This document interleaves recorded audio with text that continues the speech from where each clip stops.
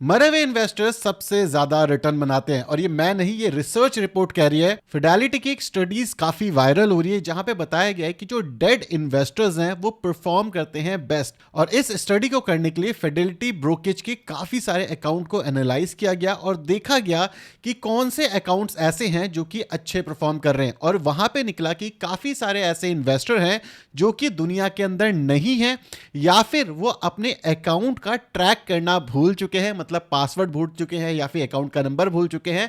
उन्होंने out perform करा है ज्यादातर फ्रीक्वेंट ट्रेडर से और इवन एक्टिव इन्वेस्टर से। अभी जो रिसर्च निकल के आई ये काफी शॉकिंग है, क्योंकि यहां पे इंट्रोड्यूस होता है कॉफी कैन इन्वेस्टिंग, और क्यों कॉफी कैन इन्वेस्टिंग एक्चुअली में बेस्ट तरीके की इन्वेस्टिंग होती है, और कैसे एक्टिव म्यूचुअल फंड्स भी इसको बीट नहीं कर पाते और काफी सारे ट्रेडर इसको कंसिस्टेंसी के साथ बीट नहीं कर पाते। अब जो कॉफी कैन इन्वेस्टिंग है उसको इन्वेंट किया था रॉबर्ट जी किर्बे ने, और इंडिया के अंदर इसको लेकर के आए थे सौरभ मुखर्जी। अभी जो कॉफी कैन इन्वेस्टिंग है ये इस चीजों के ऊपर बेसिस है कि कुछ अच्छे स्टॉक या म्यूचुअल फंड हमें चूज करने हैं और उसे होल्ड करना है फॉर लाइफ। लेकिन इसको बहुत ही गलत तरीके से इंटरप्रेट किया गया है और काफी लोग इसको बाय एंड होल्ड और बाय एंड फॉरगेट के नाम से जानते हैं। तो बेसिकली जो डेड इन्वेस्टर हैं या वो इन्वेस्टर्स जो कि अपना अकाउंट भूल चुके हैं, उन्होंने एक्चुअली मार्केट को आउट परफॉर्म करा कैसे, इस कॉफी कैन इन्वेस्टिंग को इंप्लीमेंट कैसे करा, और वो भी ना जानते हुए।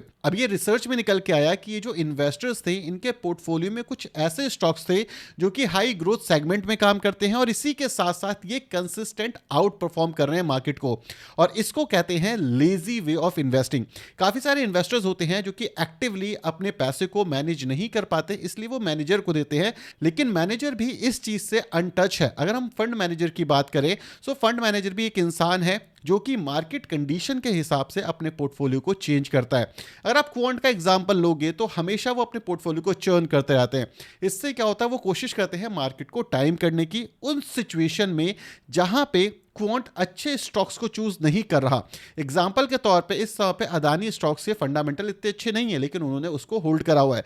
लेकिन वहीं पे अगर उन्होंने एचडीएफसी भी होल्ड किया होता तो in a long run period chances high थे कि वो पैसा बना लेते।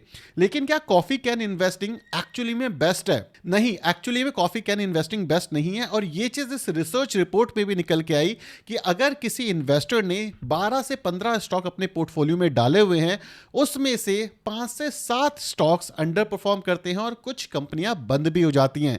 लेकिन जो बची हुई 5 से 7 8 कंपनीज हैं वो एक्चुअली इतनी ज्यादा ग्रो कर जाती हैं कि वो ओवरऑल पोर्टफोलियो का जो बैलेंस है उसको उठा करके ऊपर लेके जाती हैं। और इसका एक बेस्ट एग्जांपल कुछ साल पहले इंडिया में भी आया था। सो आपने ये कहानी सुनी होगी, आई थिंक ये जी न्यूज की है, जहां पे एक इंसान अपने ग्रैंडफादर के कुछ स्टॉक्स को ढूंढता है।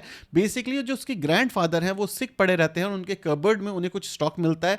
वो जी न्यूज के एंकर को कॉल करता है और बोलता है कि मेरे पास ना ये कुछ एमआरएफ के शेयर पड़े हुए हैं, क्या लगता है इसकी क्या वर्थ होगी? और जो जी न्यूज का एंकर होता है वो गिर जाता है और बोलता है कि ये इतने पुराने शेयर हैं, आपको पहले से डीमेटेरियलाइज कराना पड़ेगा, और इनकी जो नेट वर्थ आज की डेट में है वो 130 करोड़ के आसपास की है। और जो जी न्यूज का एंकर होता है वो एक्चुअली हड़बड़ा जाता है, और ये सिर्फ बेनिफिट होता है क्योंकि जो उसके ग्रैंडफादर थे वो एक्चुअली एमआरएफ के शेयर खरीद करके भूल गए थे डेकेड्स तक, मतलब 10 साल 15 साल तक भूल गए थे। अब जब उस आदमी को ये शेयर मिले तो वो भी नहीं समझ पाया कि इसका करना क्या है। क्योंकि जो कॉफी कैन इन्वेस्टिंग है वो हमें यह समझाती है कि कोई भी ऐसी कंपनी जो कि लॉन्ग रन में काफी अच्छा काम कर सकती है, और अगर आप मार्केट की नॉइस को अवॉइड करते हो। मार्केट की नॉइस क्या होती है? अगर आप देखोगे बाजार में 2008 के आसपास आए कि यार बाजार क्रैश हो जाएगा, तबाह आ जाएगा, न्यूज पे मीडिया पे हर जगह हड़कंप होगा कि यार क्रैश आने वाला है, उसको आपको अवॉइड करना है और होल्ड करना है। उसके बाद इंडिया के अंदर डीमोनेटाइजेशन आई जिसके अंदर काफी ज्यादा बाजार के अंदर क्रैश आया, कोविड का टाइम आया जहां पे बाजार में काफी सारा क्रैश आया। ये सारी न्यूज थी जहां पे मीडिया पर्सन हो गए, किसी से भी आप पूछते, हर इंसान काफी नेगेटिव था इंडियन शेयर बाजार को। इवन अभी की बात करोगे अभी भी काफी सारे लोग काफी नेगेटिव हैं शेयर बाजार को लेकर के।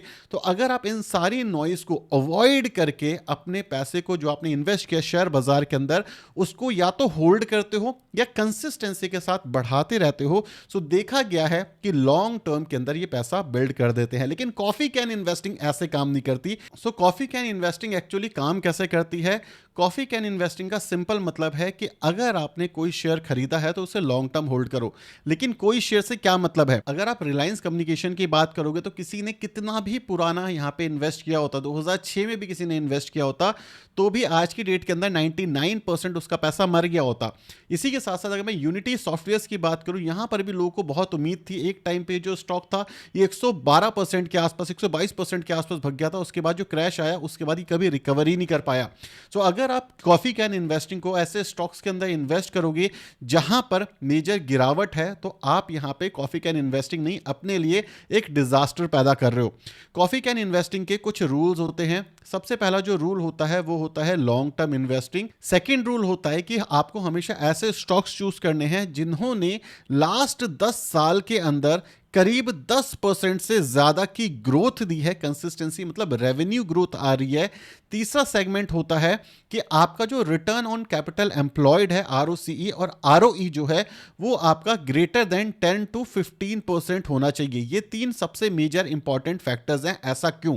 अगर एक कंपनी है जिसको आपने 100 रुपए दिए और उस कंपनी ने कंसिस्टेंसी के साथ 100 रुपए पे 15% की ग्रोथ नहीं दिखाई, इसका मतलब वो कंपनी अपने पैसे को अच्छे से मैनेज नहीं कर पा रही और there is a high chance कि वो जो कंपनी है वो बैंकरप्ट हो जाएगी। इसी के साथ साथ अगर रेवेन्यू ग्रोथ नहीं आ रही और आरओसीई और आरओई बढ़ रहे हैं, इसका मतलब है कि जो नेट प्रॉफिट वो कंपनी कमा रही है वो बजट को काट के कमा रही है। अगर कोई भी कंपनी किसी बुरे फेज से निकल रही है तो उस सिचुएशन के अंदर वो कंपनी सबसे पहले क्या करेगी?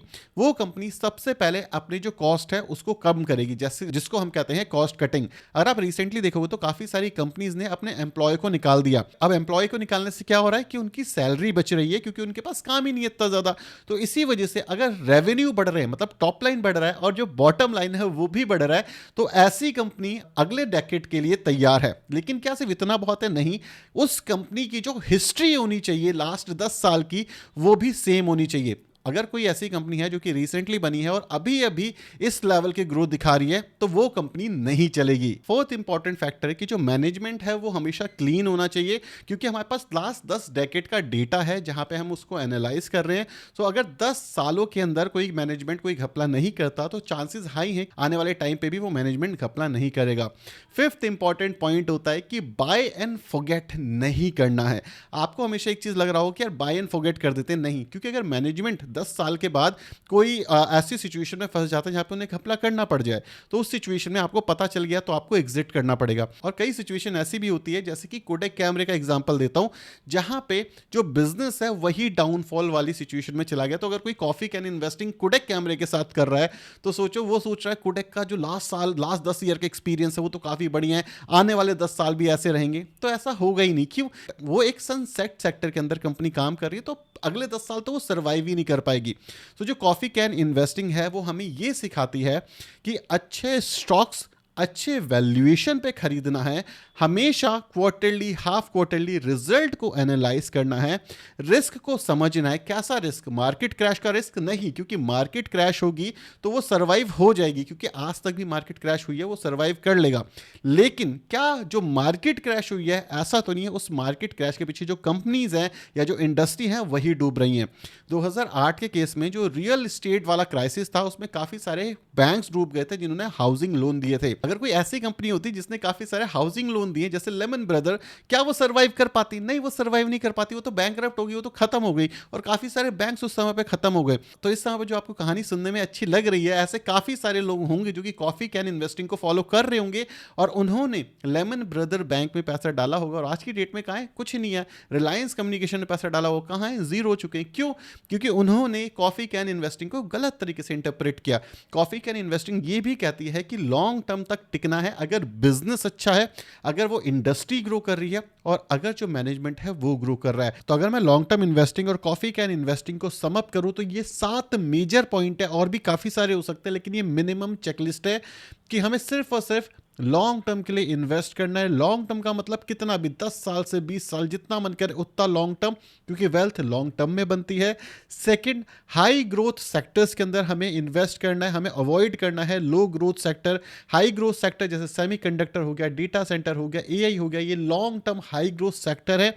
और अवॉइड कौन से करने हैं, कोल हो गया या विंड एनर्जी हो गई, इस पे अभी इतना ज्यादा काम नहीं होना है। रिन्यूएबल एनर्जी काफी ज्यादा हाई ग्रोथ सेक्टर है। और थर्ड हो गया क्लीन मैनेजमेंट, जैसे कि एचडीएफसी बैंक का है, आईटीसी का है, ये क्लीन मैनेजमेंट की साइड आते हैं। और जहां पे घपला दिखता है वहां से दूर रहना, चाहे वो स्टॉक कितना भी अच्छा क्यों ना दिख रहा हो। दूसरी चीज चेक करना है हमें ईयर ऑन ईयर और क्वार्टर ऑन क्वार्टर रिजल्ट्स। हमें ये नहीं सोचना कि एचडीएफसी पास्ट में अच्छा रहा है तो आने वाले टाइम पे भी अच्छा रहेगा। हमें डेकेड की रिपोर्ट देखने, मतलब कोई भी कंपनी जिसका एक्सपीरियंस 10 से 15 साल से कम का है, वहां पे कॉफी कैन इन्वेस्टिंग नहीं करनी है। हमें सिर्फ इन्वेस्ट वहां करना है जहां पे 15 साल 20 साल का एक्सपीरियंस दिख रहा है, जैसे एचडीएफसी बैंक हो गया, कोटक महिंद्रा बैंक हो गया। जब आप इसको स्क्रीनर पे डालोगे तो 90% कंपनियां वैसी चेकलिस्ट से हट जाएंगी जहां पे ग्रोथ 15% से कम हो, वो नहीं आएगी। क्लीन मैनेजमेंट आएगा, मार्केट कैप हाई होगा। और याद रखना, काफी लोग कहते हैं लार्ज कैप कितनी लार्ज हो सकती है, इंडिया अभी इमर्जिंग नेशन है और ये और ज्यादा इमर्ज होगा तो लार्ज कैप अभी और बड़ी लार्ज कैप बन सकती है। सो ये year on year quarter on quarter result देखना है। पैनिक सेलिंग नहीं करनी। कई बार मार्केट में धमाकेदार क्रैश आ जाता है, लेकिन पैनिक सेलिंग नहीं करनी, लेजी होना वहां पे। जैसे कोविड के टाइम पे जिसने सेल कर दिया वो आज तक इन्वेस्ट नहीं कर पाया, और जो टिका रहा वो आज काफी अच्छी ग्रोथ दिख रहा है। टैक्स बेनिफिट मिलते हैं। कॉफी कैन इन्वेस्टिंग अगर आप कर रहे हो तो यहाँ पे जो टैक्स है वो आपको कम देना पड़ेगा, क्योंकि बेचोगे ही नहीं। तो इस समय पर 12.5% लॉन्ग टर्म और 20% शॉर्ट टर्म गेन्स हैं, तो इससे आप बच सकते हो, इसका बेनिफिट मिलेगा। चार्जेस जैसे एसटीटी है, इसके चार्जेस हमारे काफ़ी सारे बच जाते हैं। और ये चार्जेस अगर हम लॉन्ग टर्म तक देखें तो लॉन्ग टर्म के अंदर 2 से 3-5% तक के जो ग्रोथ है वो भी ऐड कर देते हैं। तो इसलिए अगर हम लॉन्ग टर्म में अच्छे स्टॉक्स को होल्ड करते हैं तो यहाँ पे भी बेनिफिट मिलता है। देन है ट्रस्ट द प्रोसेस। जो डेड इन्वेस्टर्स हैं एक्चुअली उनके साथ ऑप्शन ही नहीं था कि वो प्रोसेस को ट्रस्ट ना करें, क्योंकि ज़्यादातर लोग जो अपने अकाउंट की डिटेल्स ही भूल गए वो बाय और सेल कर नहीं सकते, और जो दुनिया में ही नहीं है वो बाय और सेल कैसे करेंगे। तो इन सारे पैरामीटर्स को अगर आप नहीं भूलते, अच्छी कंपनीज को अच्छी कंपनीज में इन्वेस्ट करते हो और मानते हो कि आपने 12 कंपनियां 15 कंपनियां चूज करी हैं, जिसके अंदर से मैं कहता हूं 5 से 7 कंपनियां भी बंद हो जाएं, तो भी जो 5 कंपनियां हैं वो इतनी ज्यादा ग्रो कर जाएंगी जो कि आपके ओवरऑल पोर्टफोलियो को ऊपर लेके जाएगी। तो बेस्ट सिनेरियो कैसा दिखेगा, सपोज करो आपका पोर्टफोलियो है जिसके अंदर आपके पास 12 से 15 कंपनियां हैं, जिसमें से 5 कंपनियां डूब जाएंगी, जिनमें से 3 कंपनियां जो हैं वो एवरेज रिटर्न देंगी, और जिसमें से जो बची हुई कंपनियां हैं वो आपको आउट परफॉर्म करते हुए दिखेंगी। तो इससे क्या होगा कि ये सारी की सारी जो कंपनियां हैं ये आपके जो रिटर्न्स हैं ये ऊपर लेके जाएंगी अगले 10 से 15 साल 20 साल तक। हो सकता है ऐसा, क्यों हो सकता है, क्योंकि कॉफी कैन इन्वेस्टिंग ये हमें बताता है। लेकिन यहाँ पे एक और चीज़ है कि अगर आपका नेशन ग्रो कर रहा है तभी ये स्ट्रेटेजी काम करेगी। अगर नेशन ही ग्रो नहीं कर रहा तो कोई भी स्टॉक मार्केट काम नहीं करती। ये डिस्क्लेमर आपको हमेशा पता होना चाहिए। तो आई होप आपको एक और कॉन्फिडेंस मिला होगा ऐसी मार्केट के अंदर जहां पे बाजार क्रैश कर रहा है, बाजार में काफ़ी अनसर्टेनिटी है। और ये तो मैंने बात करी है स्टॉक्स की। अगर आप म्यूचुअल फंड की बात करते हो तो वहां पे होती 50, 100, 200 कंपनीज हैं। तो अगर बाजार क्रैश कर भी जाए तो भी इतना मेजर इंपैक्ट नहीं आएगा अगर हम 10 साल इन्वेस्ट करें, 15 साल इन्वेस्ट करें, 20 साल इन्वेस्ट करें।